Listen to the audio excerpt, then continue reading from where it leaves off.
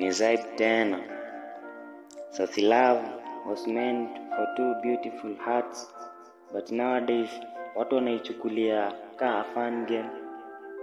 So mbona uplay na feelings za mtu anakupenda?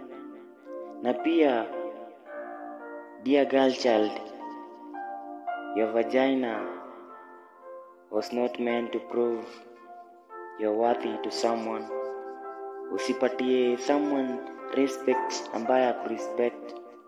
Na pia usiache love ikakufanya ukuwe depressed, ama usifanye love ikakufanya ufikirie kucommit suicide, ama usiache love ikakufanya ufikirie murder, because uta end up in a regression. So si kila mtu anakuja kwa life yetu was meant for us. Some of them wanakuja kutupatia lesson and the reality of life. So learn to accept and move on.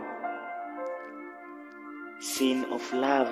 Si tunaona most of the people wana end up in jail. Some wanakuwa depressed. Some wana commit suicide due to love. Why that? So mimi nataka nikwambie,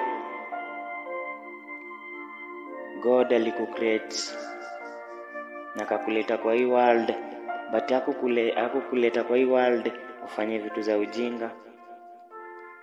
Sometimes learn to accept and move on. Usiache love ikakupeleka in that deep hole yenye utaregret. Na pia ukumbuke, not everyone in our life was meant for us. Some of them wako kutupatia the reality of life.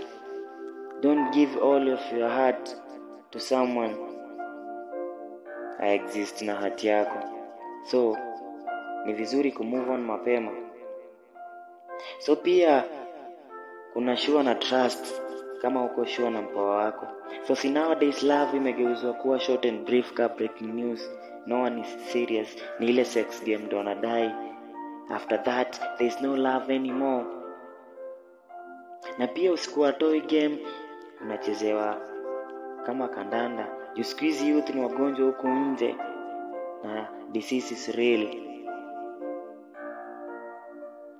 Don't give yourself so much to someone mwenye hakurespect. Just love yourself more than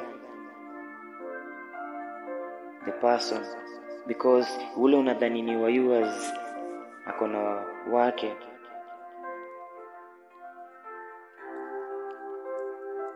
Usi end up in a depression zone or committing a murder, ama usifikirie kucommit suicide ya love. Sin of love. It's Zaib the poet.